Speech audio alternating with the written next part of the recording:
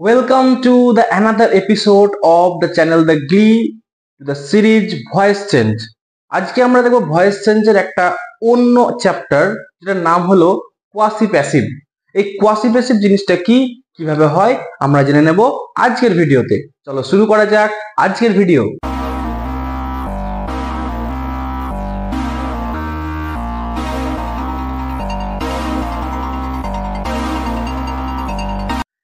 Quasi passive শব্দটির মধ্যে প্রথমে যে কোয়াসি শব্দটি রয়েছে সেটির অর্থ হলো হাফ, অর্থাৎ অর্ধেক। অর্থাৎ আমরা বুঝতে পারছি যে প্যাসিভ যে ব্যাপারটি তার অর্ধেকটি কাজ করবে এই বাক্যে। বলছে যে অ্যাক্টিভ ভয়েসে সাবজেক্ট নিষ্ক্রিয় ভাবে থাকে। এই কোয়াসি প্যাসিভ ফরম্যাটে অ্যাক্টিভ ভয়েসের ক্ষেত্রে সাবজেক্ট নিষ্ক্রিয় ভাবে থাকবে। আমরা সবাই জানি অ্যাক্টিভ ভয়েসের ক্ষেত্রে সাবজেক্ট প্রাধান্য পায় এবং প্যাসিভ ভয়েসের ক্ষেত্রে অবজেক্ট প্রাধান্য পায়। কিন্তু এখানে আমরা দেখব অ্যাক্টিভ ভয়েসের ক্ষেত্রে যে সাবজেক্ট সেটা প্যাসিভলি থাকবে, অর্থাৎ নিষ্ক্রিয় ভাবে থাকবে, কিন্তু একটি ফাইনাইট ভার্ব ইউজ হবে। দেখো উদাহরণটা দেখো, হানি টেস্টস সুইট। এখানে হানি হচ্ছে সাবজেক্ট আর টেস্টস হচ্ছে ভার্ব।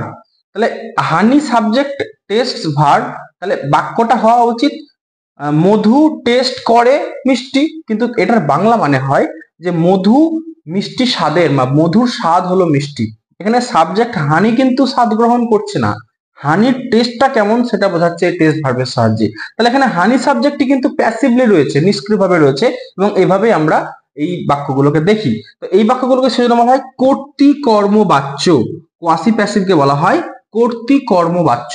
এই কর্তৃকর্মবাচ্য আবার দু রকম ভাবে দেখা যায়, আমরা মানে দেখতে পাই, উইথ কমপ্লিমেন্ট এবং উইথআউট কমপ্লিমেন্ট। তো উইথ কমপ্লিমেন্ট আর উইথআউট কমপ্লিমেন্ট দু রকম ভাবে আমরা এই কোয়াসি প্যাসিভকে দেখবো। তো তার আগে জানা দরকার এই কমপ্লিমেন্ট জিনিসটা কি।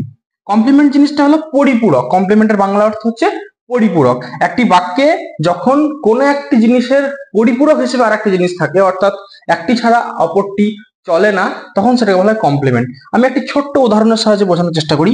হয়তো বললাম হি ইজ ডক্টর। তাহলে এখানে দেখো হি যে ব্যক্তি, ডক্টরও সেই ব্যক্তি, তাই হি এবং ডক্টর একে অপরের পরিপূরক। তাহলে হি আর ডক্টর একে অপরের পরিপূরক। তো এইটাকে বলা হয় কমপ্লিমেন্ট। ঠিক আছে, এরকম ভাবে আমরা এই বাক্যগুলোকে দেখবো এবং তার ভয়েস চেঞ্জ কিভাবে করতে হয় সেটা আমরা দেখবো।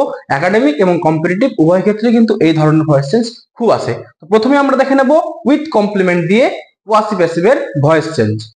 উইথ কমপ্লিমেন্ট দিয়ে কোয়াসি প্যাসিভের ভয়েস চেঞ্জ আমরা দেখে নিই।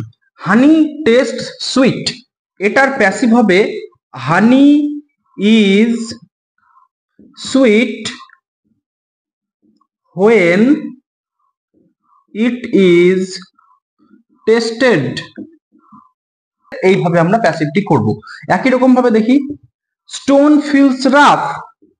Stone is rough when it is felt। Next, the book reads well। The book is well when it is read। Next দেখবো, sugar sells at 20 rupees a kilo। তাহলে sugar costs 20 rupees a kilo when it is sold। The bed feels soft। The bed is soft when it is felt। Next, this word sounds good। তাহলে this word is good when it is sounded। তো এইভাবে আমরা complement যুক্ত quasi প্যাসিভের voice change করব। এবার আমরা দেখে নেব কমপ্লিমেন্ট ছাড়া কোয়াসি প্যাসিভের ভয়েস চেঞ্জ।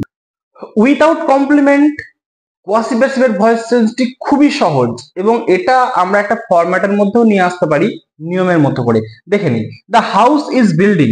এটি হবে the house is being built, B U I L T. তাহলে আমরা এখানে দেখতে পেলাম subject plus be verb plus V one plus I N G, এটা ছিল অ্যাক্টিভ ফর্মে। প্যাসিভ ফর্মে এলো subject plus be verb plus being plus ভি3। যে সাবজেক্টটি অ্যাক্টিভ ভয়েসে থাকবে প্যাসিভ ভয়েসও সেই সাবজেক্টই থাকবে। সেই সূত্র ধরে আমরা এই নিয়মটা এখানে তৈরি করতে পারছি। সাবজেক্ট প্লাস বি ভার্ব, এটা কিন্তু বিই নয়, be verb, be verb plus V one plus I N G. প্যাসিভের ক্ষেত্রে subject plus be verb plus being, এটা কিন্তু বিং বসবে প্লাস ভি3। আমরা দেখে নিই পরবর্তীগুলো।